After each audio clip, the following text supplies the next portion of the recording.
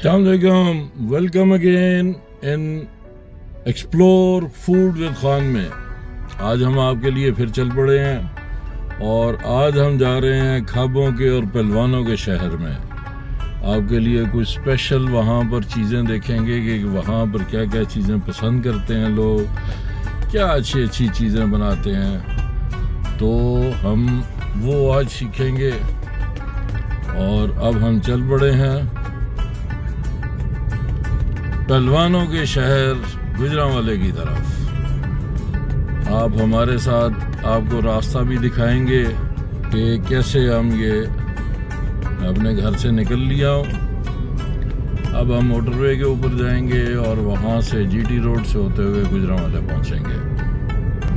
लें जी, हम मोटरवे के ऊपर पहुँच रहे हैं और इंशाल्लाह आपको रास्ते में जगह जगह पर मुख्तलिफ सीनरीज दिखाएंगे। मैंने बचपन से ही लाहौर और गुजरांवाले के दरमियान में बहुत सफ़र किया है। उसकी वजह, जैसे कि आपको मालूम है कि मैं बेसिकली फ्रॉम गुजरांवाला, तो वहाँ से हमारे नान की आपको मालूम ही होगा, यानी मदर वाली साइड जो है उन्हें नानका कहा जाता है। नानका हमारा लाहौर में था और गर्मियों की छुट्टियां स्कूल में जब होती थी तो हमारे 3 महीने लाहौर ही गुजरते। अभी एक दफ़ा टैंक फुल करवाना है ताकि आते जाते हुए कोई फ्यूल का कोई मसला ना रहे, और दूसरा एमटेक को रिचार्ज करवाएंगे। वैसे तो बैलेंस मेरा ऑलवेज होता है, लेकिन फिर भी एहतियातन मज़ीद उसे एक टॉप अप करवाएंगे। टैंक फुल हो गया जी। अब हम एमटेक का चार्ज भी करवाएंगे। यहाँ से हम रिचार्ज करवाएंगे एमटेक को और फिर अपना सफ़र को जारी रखेंगे। नहीं जी, एमटेक भी चार्ज हो चुका और हम अपने अब सफ़र पर चल पड़े। इंशाल्लाह रास्ते में आपको रास्ता भी दिखाते रहेंगे और चलते भी रहेंगे। अभी हम toll plaza, Ravi toll plaza पर पहुंच रहे हैं। इसको क्रॉस करेंगे, फिर हम डाइवर्ट होंगे काला काको इंटरचेंज से। सफ़र हमारा जारी है। अब हम डाइवर्जन ले रहे हैं टूवर्ड्स काला काको। यहाँ से हम जीटी रोड के ऊपर से होते हुए गुजरांवाला पहुँचेंगे। सफ़र हमारा जारी है। अभी आपको एक बात और बताना चाहूँगा मैं, सेफ्टी के पॉइंट ऑफ व्यू से मेरी हमेशा कोशिश रही है कि मैं मोटरवे के ऊपर भी 100 की स्पीड से ज़्यादा पर गाड़ी ना चलाऊं। इसके 2 फायदे हैं। नंबर 1 कि आपको फ्यूल की एवरेज बहुत अच्छी गाड़ी की मिलती है। कम पेट्रोल में आप ज़्यादा सफ़र कर लेते हैं। आपको मालूम ही है पेट्रोल अब बहुत महंगा हो गया हुआ है, तो ये एक बहुत बड़ी एडवांटेज मिल जाती है। दूसरा, अगर कभी इमरजेंसी ब्रेक्स लगानी पड़े तो आपको प्रॉब्लम नहीं होती। और मुझे ये, जब मैंने गाड़ी चलानी शुरू की थी तो उस वक्त मेरे वाले साहब ने मुझसे ये बात कही थी और वो मैंने अपने पल्ले बांध ली और आज तक उस पर अमल कर रहा हूँ। और उसका मुझे बहुत फ़ायदा हुआ है कि अल्लाह के फजल से अल्लाह ने हमेशा मुझे किसी खौफनाक हादसे या हादसे से बचा के रखा है। तो आप लोगों से भी मैं यही कहूँगा कि कम स्पीड पर चलाएं, मोहतात ड्राइविंग करें और सेफ रहें अपने लिए, अपनी फैमिली के लिए। काला काको इंटरचेंज के ऊपर हम पहुँच रहे हैं। यहाँ से हम जीटी रोड के ऊपर डाइवर्ट हो जाएंगे। आगे आपको रास्ता फर्दर भी दिखाएंगे, गुजरांवाला तक आपको रास्ता दिखाएंगे और अपनी यादें मैं आपसे शेयर करूंगा। कि इस रास्ते से मेरे बचपन इन्हीं रास्तों पर गुजरा है, तो मुझे आज भी वो बातें सारी याद हैं। और अब भी मैं जब भी इधर सफ़र करता हूँ तो मुझे वो सब याद आता है। टोल प्लाजा हमने क्लियर कर लिया। अब ये आप देख रहे होंगे बोर्ड डाइवर्जन दे रहा है कि यहाँ से हम जीटी रोड को ज्वाइन कर सकते हैं। हम इस तरफ को मुड़ रहे हैं।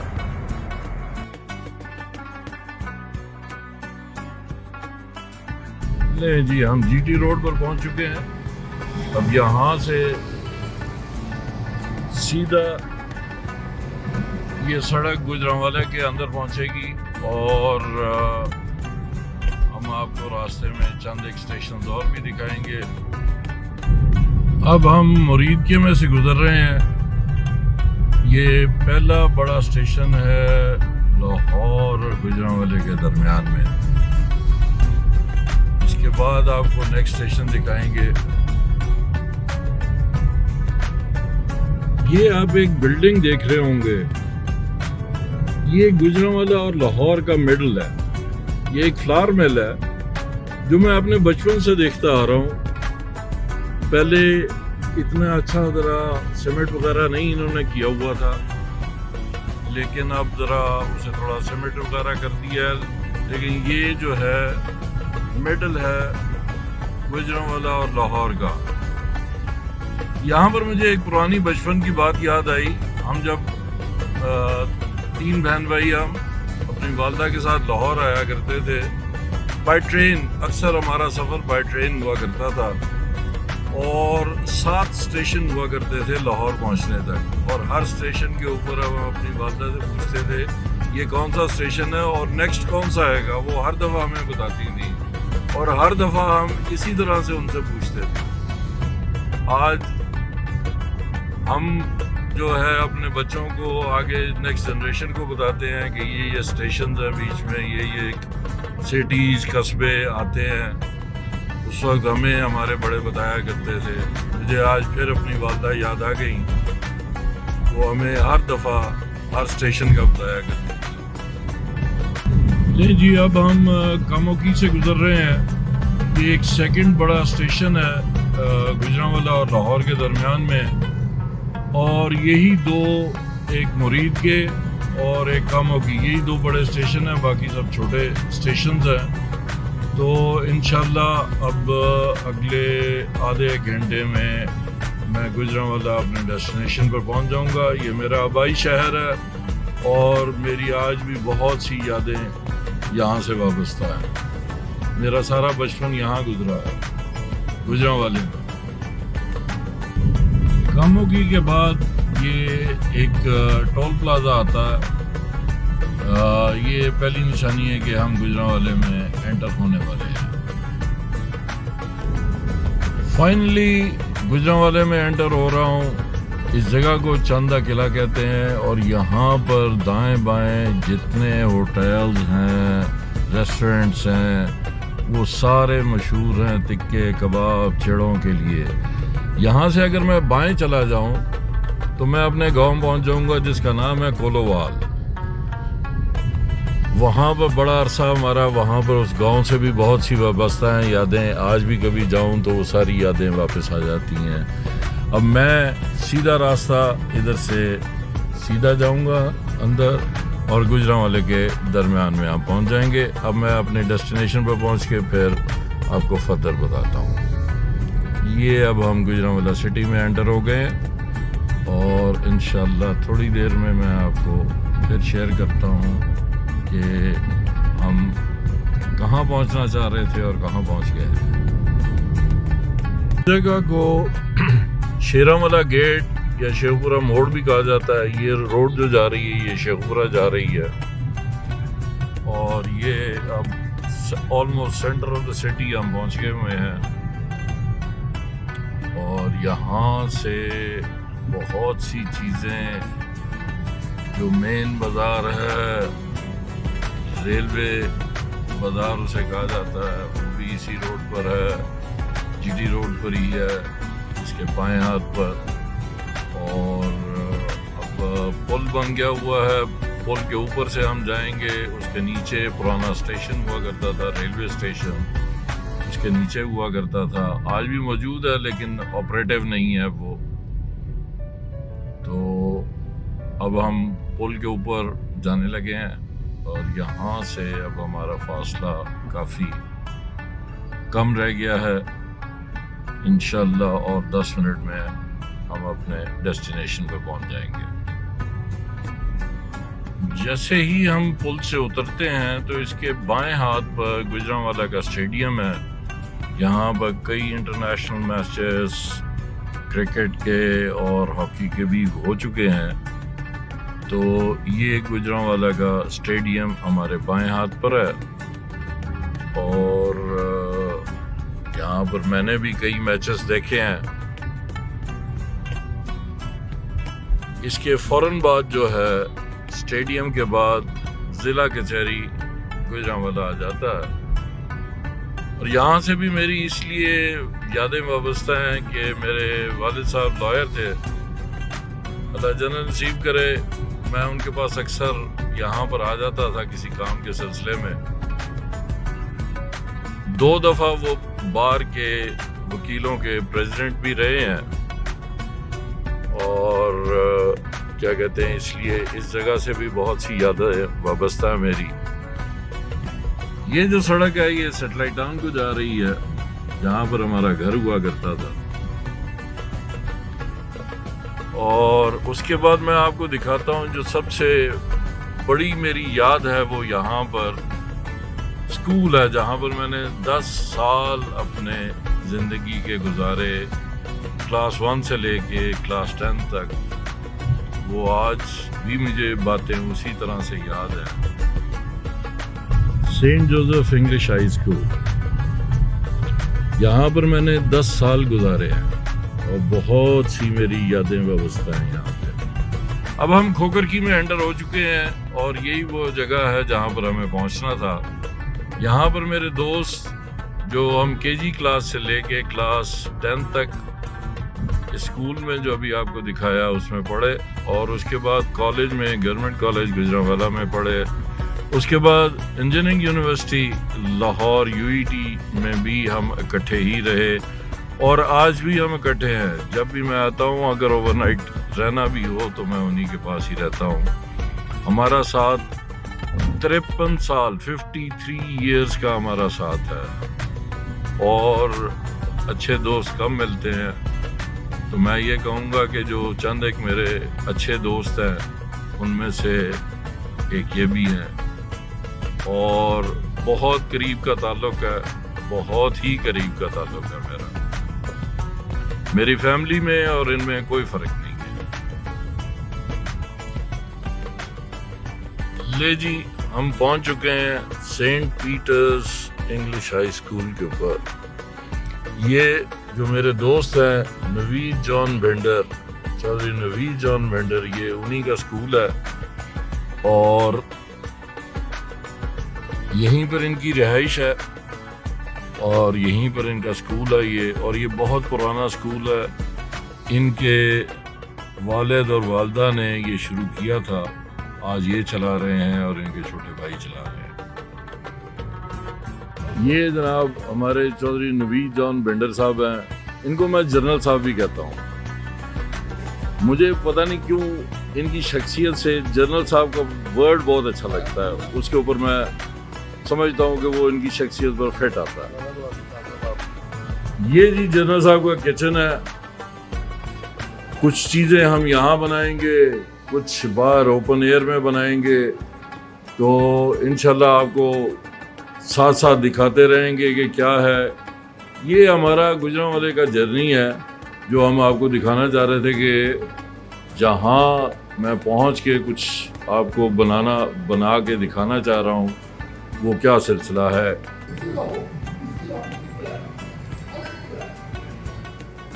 जनरल साहब को कुछ पेट्स का भी शौक है, तो इन्होंने 2 बड़े ही आला किस्म के कुत्ते रखे हुए हैं, आपको दिखाते हैं। अब वो देखेगा आपको क्या क्या क्या कुत्ता आजा।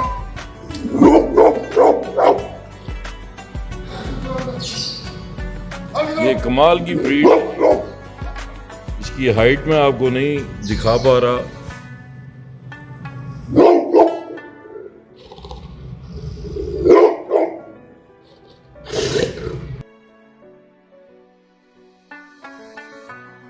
ले जी, सबसे पहले तो हम गोश्त लेने के लिए पहुंच गए हैं। यहाँ से हम लेंगे गोश्त और फिर आपको दिखाते हैं आगे का। ये जी जनरल साहब अब अपनी पसंद से गोश्त लेंगे, इसको जैसे वो चाहेंगे वो कटवाएंगे कि इस तरीके से काटना है, और उससे फिर आगे फर्दर देखते हैं कि क्या बनता है। अब आपको एक चीज़ और बताता चलूँ कि ये छतरे का गोश्त है, बकरे का नहीं है। ये बहुत इम्पोर्टेंट है कि आपको छतरे का गोश्त चाहिए। इंस्ट्रक्शंस जारी हैं कि इसको बनाना कैसे है, और वो समझ रहे हैं इनसे कि क्या और किस तरह से बनेगा।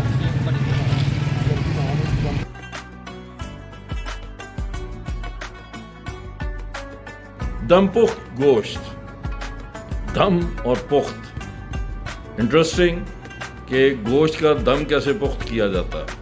आए देखते हैं कैसे बनता है ये। जो आज जी जनरल साहब आज हमें बताएंगे कि गोश्त का दम पुख्त कैसे किया जाता है। ये एक शुमाली इलाका जात के पठानों की डिश है जो कि शोरबे के साथ होती है, और इसको बनाने का ड्यूरेशन थोड़ा लंबा है, लेकिन इसमें मेहनत कुछ नहीं होती और जायका एक अलग ही होता है। तो ये इंग्रेडिएंट्स हैं इसके, जिसमें हमारे पास काली मिर्च होगी, नमक होगा, और कोई खरा मसाला नहीं हम डालते। ये होता आलू होता है, थोम, अदरक ये हम नहीं डालेंगे, काली मिर्च, अपना टमाटर, लाल मिर्च, और आपका थोड़ा मोटी बोटी वाला चर्बी के साथ मटन। ये चर्बी के साथ थोड़ा हो, छतरे का हो तो बेहतर है, दुम्बे का उससे बेहतर बनता है। तो ये हमारे पास मटन है, तकरीबन 2.5 किलो मटन है हमारे पास। तो इसके लिए हम इसका आगाज़ इस तरह करेंगे कि हम देवचा लेंगे, इसका ऊपर रखेंगे, और थोड़ी सी हम मैंने गैस ऑन करके दोबारा बंद कर दिया, इसलिए कि ऑयल की थोड़ी सी लेयर आएगी नीचे। तकरीबन 1 कप ऑयल होगा, और 1 गिलास इसमें पानी होगा। और अगर आप अच्छा, ऑयल, ये इंटरेस्टिंग चीज़ है, ऑयल के साथ पानी। हाँ जी, और अगर आप चाहते हैं कि थोड़ा सा शोरबा ज़्यादा हो तो मैं 2 गिलास पानी इसमें ऐड करूँगा।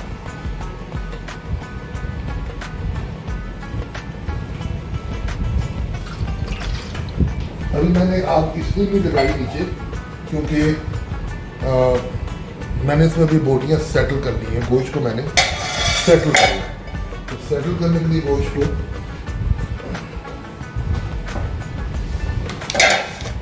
क्योंकि आपने इसमें चमचा नहीं मारना एक दफ़ा भी, तो कोशिश करना है कि चर्बी का और हड्डी वाला हिस्सा नीचे हो, और हम किनारों से शुरू करेंगे।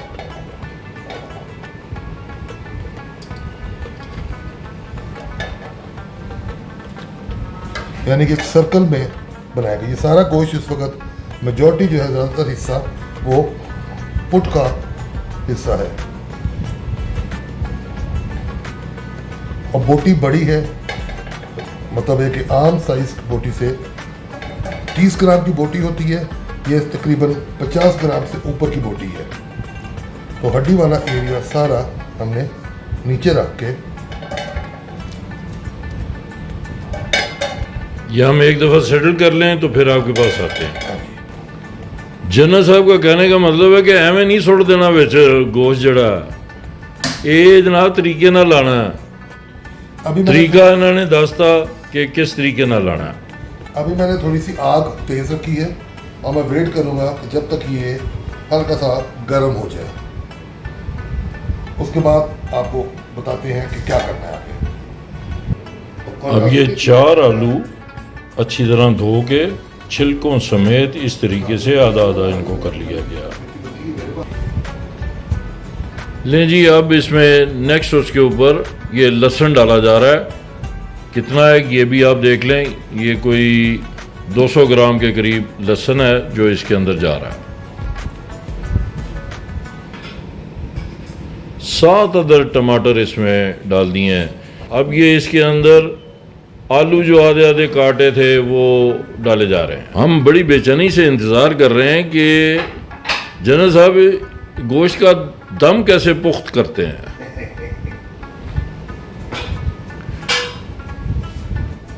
नहीं, थोड़ा सा हैवी कटा हुआ, लेकिन कटा हुआ, ज़रा कटा हुआ। और इस तरह से ये अब अदरक इसके अंदर जा रहा है।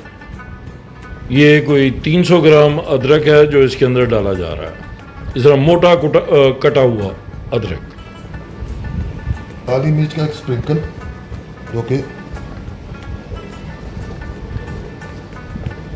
लगे आपको कि जो आपकी हांडी खराब कर गया, कोई चीज़ ऊपर फेंक गया, ऊपर तोड़ देना है। ये जनरल साहब कह रहे हैं कि ये काली मिर्च को तोड़ देना है, तोड़ना है ऊपर।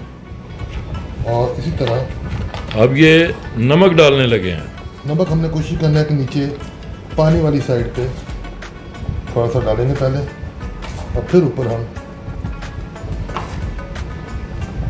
तकरीबन 2.5 चम्मच मैंने सिर्फ डोडियाँ में उतार रहा हूँ, क्योंकि हरी मिर्च ऐसे ही फेंकनी अंदर। जी, ये अब इसमें मिर्च जा रही है, हरी मिर्च।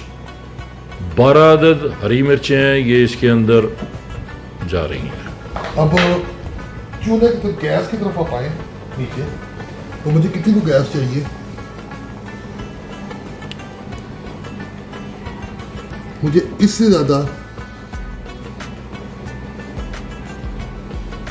गैस, ये दम वाला फ्लेम है कि उसके ऊपर कर दिया। और अब इसको ये देखें, अब ये कुछ करने लगे हैं। हाँ जी, ये आटा है इनके पास। रोटी भी पका ले साथ साथ ना।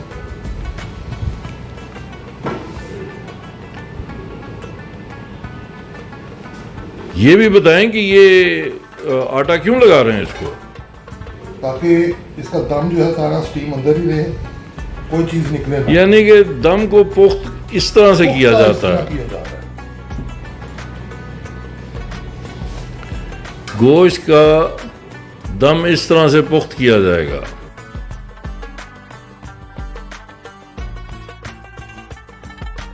ले जी, सारे कॉर्नर्स के ऊपर अच्छे से वो आटा लग चुका। अब इसके ऊपर ढक्कन रख के तो दबा दिया गया।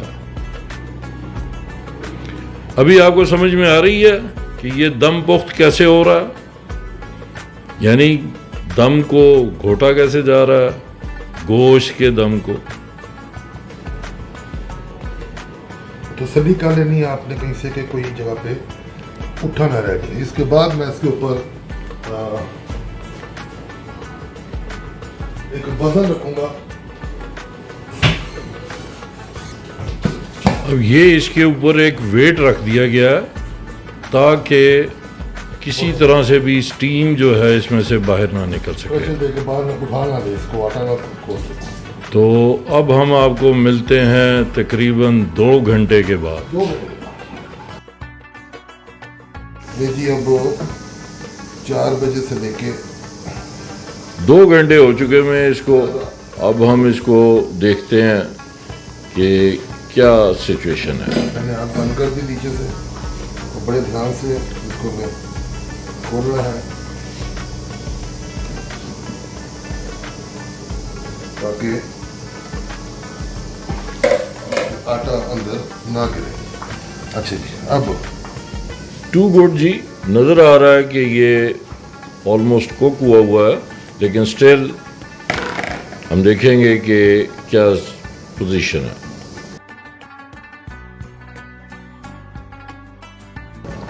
ले जी, गोश्त गल चुका हुआ है। हमने आग तेज़ कर दी है इसकी ताकि पानी थोड़ा सा कम हो जाए। पानी तो रिक्वायर्ड है इसमें, लेकिन थोड़ा कम हो जाए।